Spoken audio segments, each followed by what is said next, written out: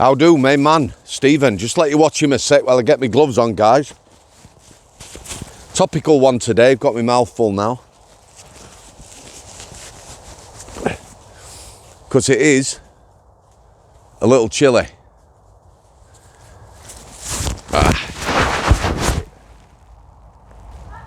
How do? Mike Goodwin. Who were Mike Goodwin? Prison stories today. So Mike Goodwin was the first governor, HMP Forest Bank, private prison, opened 1999, run by Sodexo. First come into contact with this guy, and this is relevant to what's been happening. B2 was a wing. It used to be young offenders. The prison service decided that the population was changing. They didn't need so many places for young offenders. So B2 at Forest Bank, part of my wing, B wing, changed to adults overnight. It turned into an absolute nightmare.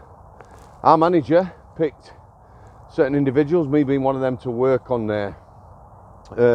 When you've got 86 prison places available and you announce that to the world, you don't get the best.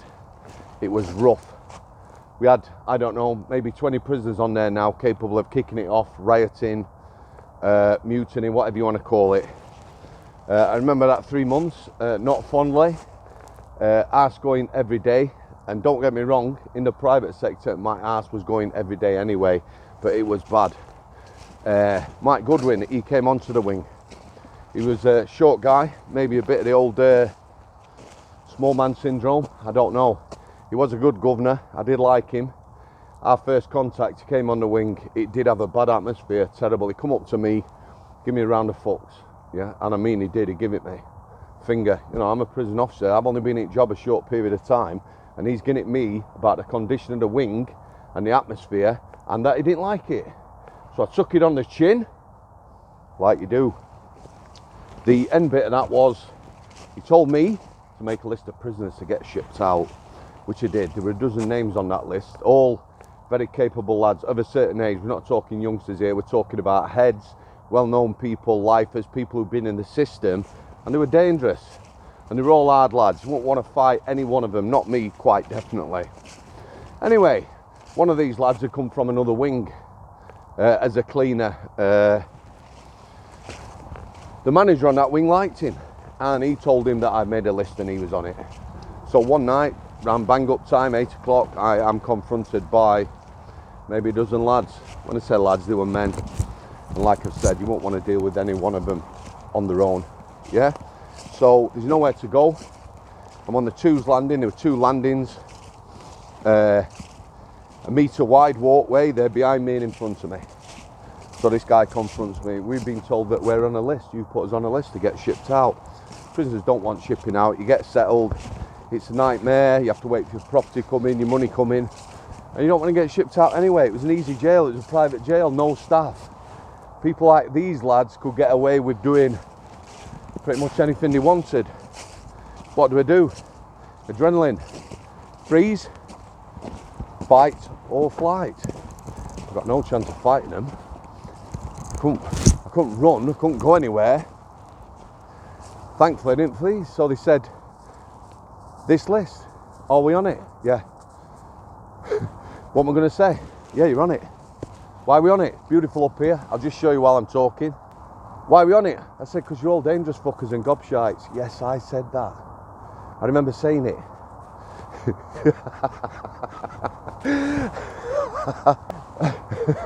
So I've got all these lads that are, you know, you can understand it, I can laugh now, but that's what I said, it come out, you gobshites.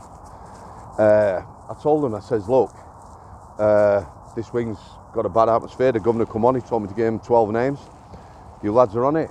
You're all capable lads, capable of, you know, bad things, and you're giving staff a hard time. Staff on that wing, there weren't many of us allocated to it, they were dropping like flies, going sick. One lad, when he was told he was working on there, just went home and never come back. It was awful. Anyway, he got shipped out. I didn't get filled in. Lived to fight another day. That's Mike Goodwin. Now he's from north of the border, so I'm not going to say anything about that. Because I've got a lot of followers in Scotland. No, seriously, good people I talk to. So the World Cup 2002, very topical. Why am I talking about it? I'll tell you why, because Mike Goodwin then, and he didn't have to do this, this was off his own back, he decided he was going to give all the prisoners a squeeze in the jail. I think it held 1,100 now. So he put a notice out. I think at least on 2 occasions we opened up early. Yeah. He cancelled work, education, and for the duration of the World Cup, all the lads were allowed to be on the landings if they chose, with staff on TVs watching the World Cup. It was a lovely gesture. I remember I was the young offenders wing watching it with them lads. The reason I'm bringing it up, you know, quite recently my mate says you're not very patriotic not supporting the World Cup and England where they are. I'll talk about that at the end. So yeah, the regime was completely altered. They were out over a dinner time period when they should be locked down. We unlocked them a couple of times, like I said earlier. Great atmosphere and much appreciated by the prisoners as well. It went down well, that. That is management on the next level, yeah? Also, when I went to the prison, I forgot about this, when I was on my training in the private sector, Roy Gilmore, bless him, lovely lad, Scouser, he's no longer with us. He was a lovely man, tough lad. He made training pleasant him. He was a good lad and you could have a laugh with him. He asked us whether we'd like to play football against a prisoners team. Yeah, so we did. I was about 40 then, there or thereabouts.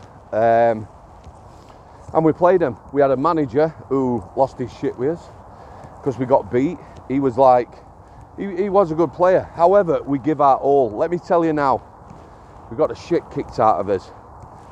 We played on AstroTurf, burns on both knees.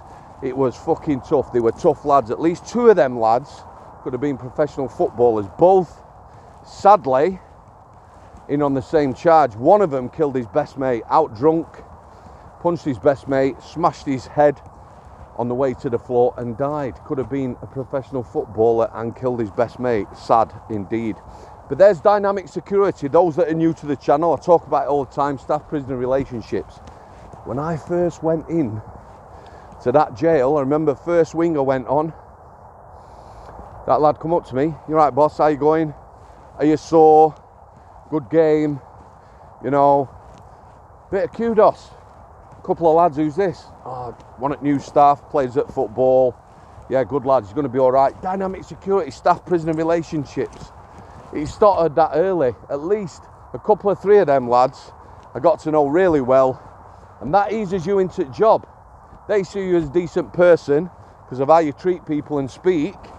That gets round, yeah? That stands you in good stead. That is a great weapon, better than any baton, pepper spray or anything else that anyone's going to give you. Dynamic security, there is none now. Prisoners don't know staff, staff don't know prisoners, big turnover of staff. Staff don't even know each other. Then we get to the Euros 2004. There was a lad, beautiful up here, beautiful and crisp. I'm going to show you guys while there was a lad called Popey, yeah? There's our Stephen, beautiful boy. Remember, Black Labs Matter. Popey smashed his leg in the gym playing football. Apparently, it was horrendous. All the gym screws, all the lads in the gym, all cringed. They heard it crack. So he's in hospital when the 2004 Euros are on. So I'm just coming back from suspension. Yeah, I've been suspended. One of the managers said, "Would you like to do some bed watches?" Nights, we can't get people to do nights, 12-hour nights. So you turn up at the prison, your shift was 8 while 8, you get in the prison van, drive to the hospital, the staff coming off, day staff would use the van to go back to the jail. I did that during the Euros, watch football. Again, people you work with, Popey, in bed with a bad leg. He was a good lad, could have a conversation. Yeah, I worked, I don't know how many shifts I did. I worked all through the Euros with varying staff partnering me. This one night, this lassie's on, I liked her. However, okay, swiftly moving on. Popey's missus come and sister, Amazonians, yeah? Amazon-like. I don't mean Amazon, the delivery service. the delivery service, they were over 6 foot. Nice looking girls, mini skirts, tops, but they were also great personalities, very chatty. Yeah, she didn't like that. No, not at all. She tutted and that during the visit. However, I only did one shift with her. In the morning when we're going off, there was a football game, an England football game, I believe. And on our way back from Hope Hospital, we went past the Hope pub. We literally come out of the hospital, traffic lights, turn right, and then another set of lights, we turn left. There was the Hope pub. I don't know whether you can remember back during the Euros, pubs were allowed to open early to serve beer and breakfast. We're in a van, it said UK detention centres on it. Yeah, UKDS. Yeah, everyone knew that were Forest Bank. Everyone, and there was a fair few lads who I would later come across and already knew, saw the van, they're all stood up. Yeah, they didn't like Forest Bank, didn't like private sector. It's going to go tits up. I said to her, set off, go. Lights are at red. No, she's not having that, she stole it. Glasses, they encroached on the vehicle. Yeah. Let's just say I took over. Oh dearie me, I took over the driving role and we survived for another day. Why you would have a prison van advertising who you on it, I don't know. Anyway, I'm going to show you again, it's beautiful, sun's out. So finally to our World Cup, my mates say I'm not patriotic, right, and the football and all that. For me, football shouldn't be about politics. You're good at World Cup, you play, you represent your side. Yeah. End of the day, pundits particularly telling me and others how to live their lives, telling us we should accept mass immigration, you know, millionaires preaching, like I say, telling me to give all my money to charities and the like. I'm struggling to pay my bills myself.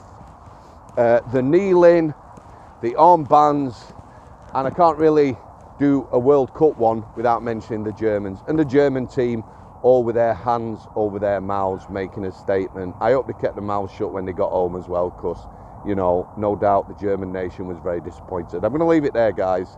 Hope you're having a good one. I'm working all week, 12-hour shifts. I'm going to get a couple of vlogs out. I didn't go and do the 2 interviews today. Snow, Manchester, Sheffield way, you know, so I just give it a miss. Stephen, come here, lad. Incidentally, a lot ask about him. He is 11 next March, not 12. I got that wrong. I had a look at his paperwork, but he is a good lad. He saved my mental health quite definitely. Great therapy. So hope you're having the best weekend possible. Like I said, it's absolutely stunning up here, guys. Thanks for coming. I'll see you there.